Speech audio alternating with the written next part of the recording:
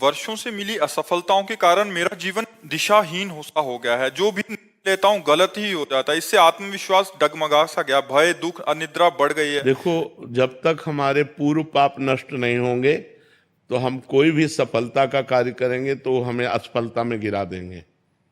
हम बहुत सकारात्मक सोच रखना चाहेंगे, हमें नेगेटिव सोच में पहुंचा देंगे।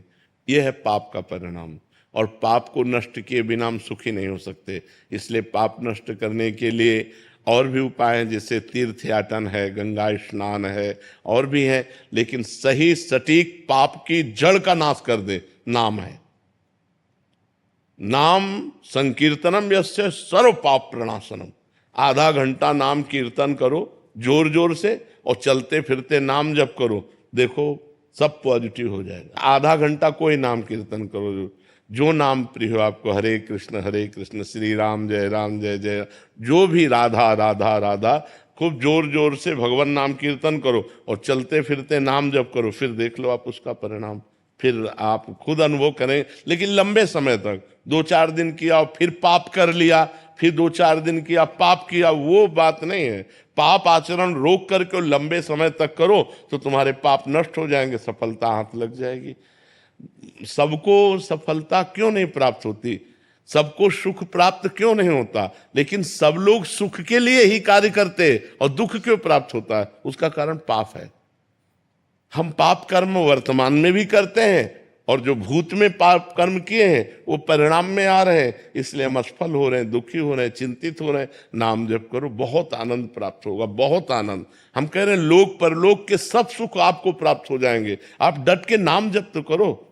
जैसे लोग कहते हैं कि नाम जप करने से क्या खाना मिल जाएगा, तुम खाना की बात क्या करते हो? अगर भगवान का नाम जप करो तो लोक परलोक सब जगह सुख प्राप्त होता है। जहां पाप नष्ट हुए तो सुख ही सुख घेर लेता है। और अगर भाई पाप कर्म करोगे तो पुण्य के प्रताप से ये मिल जरूर सकता है, लेकिन तुम्हारा नाश हो जाएगा। अंत में तुम्हारा नाश हो जाएगा, अंत में तुम जीरो पे होगे, कुछ तुम्हारे पास नहीं होगा। अगर नाम जप कर रहे हो, आज दुखी हो, चिंता मत करो, कल सुखी हो जाओ। हमको भोजन तक नहीं मिले 8-8 दिन, जो आज हम आपको प्रमाण दे रहे हैं कि हम गाड़ी पे चल रहे हैं, तो कल हमको भोजन नहीं मिला। सर्दी में ओढ़ने के लिए कंबल नहीं था, बोरा ओढ़ते थे, टाट समझते हो ना, जिसमें गेहूं का आटा भरा जाता है, वो बोरा ओढ़कर सर्दी पार करते थे।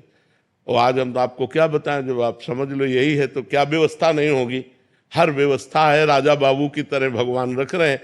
तो कल जो था वो जो दुख में था, उसमें हम धर्म को नहीं त्यागा, बड़ी कठिनाई से आगे बढ़ते रहे, तो आज वो बात आ गई जो लौकिक और पारलौकिक। ये तो सांसारिक सुख है, लेकिन भागवतिक सुख हम तुम्हें बता भी नहीं सकते कि कितना भगवान हमें आनंद देते हैं। इसलिए नाम जप करो, चिंता न करो, सफलता चरण चूमेगी यदि भगवान की शरण में हो और भगवान के आश्रित हो। महाराज जी, निरंतर प्रयासों के बाद भी जब असफलता मिलती रहे तो स्वयं को भाई मोटिवेट क्या और प्रयास सकारात्मक करते हो? लौकिक ही प्रयास तो करते हो ना, अपने पूर्व पाप के नष्ट करने का प्रयास तो नहीं करते। कि आप कोई अनुष्ठान कर रहे हैं, आप भजन कर रहे हैं, आप परोपकार कर रहे हैं, आप तीर्थयाटन कर रहे हैं पवित्र भाव से, ये तो सब कुछ है नहीं। तो पूर्व में जो पाप कर्म किया है, अब जो आप सफलता के लिए प्रयास करते हैं वो आपको असफल कर देता है, गिरा देता है। तो आपका प्रयास कोई आध्यात्मिक है क्या? तो फिर बिना आध्यात्मिक प्रयास के आप कैसे विजय प्राप्त कर सकते हैं? जो हमने पूर्व में पाप किए हैं, गलतियां की हैं, वो हमको दुख देंगे ना। हम पढ़ लिख करके अच्छा बनना चाहते हो, हमको गिरा देंगे। हमारे पास सर्टिफिकेट लेकिन नौकरी नहीं मिलेगी, व्यापार में पैसा लगाते हैं लेकिन सफलता नहीं मिलती है, तो वो हमको दुख देगा ना पाप कर्म। तो उस पाप कर्म को नष्ट करने के लिए हम क्या प्रयास करते हैं, विचार कीजिए। कोई प्रयास नहीं करते ना, तो उसके लिए प्रयास करो। हम कह रहे हैं कुछ मत करो, राधा राधा राधा राधा राधा नाम जपना शुरू करो। काउंटर लो और गिनती से 50,000 रोज नाम जप करो। फिर हमें बताओ लंबे समय तक, ये नहीं कि अब 4 दिन बाद हमसे प्रश्न करो कि 50,000 नाम जप किया, हमारी नौकरी नहीं लग गई, हमारा काम नहीं बना। लंबे समय तक जप कीजिए, फिर देखिए सफलता मिलती है कि नहीं।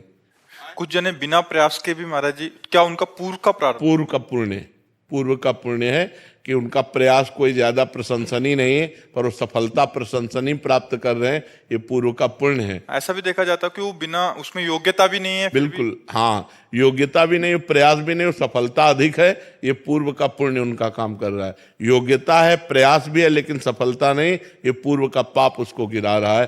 क्रम होता है, जब पुण्य लगेगा तो आप पाप कर्म करो तो भी उन्नति होती चली जाएगी, और जब पुण्य का संयोग आएगा, जैसे पाप का लगा संयोग, तो अब आप चाहे जितना पुण्य करो, आप चाहे जितना धर्म करो, वो आपको दुखाई देता चला जाएगा। और पुण्य का संयोग है तो आप पाप कर्म करो तो भी आपको सुख मिलता चला जाएगा। लेकिन जब ये पुण्य खत्म होगा और पूर्व का पाप और वर्तमान का पाप मिलेगा तो आपको कष्ट दे देगा।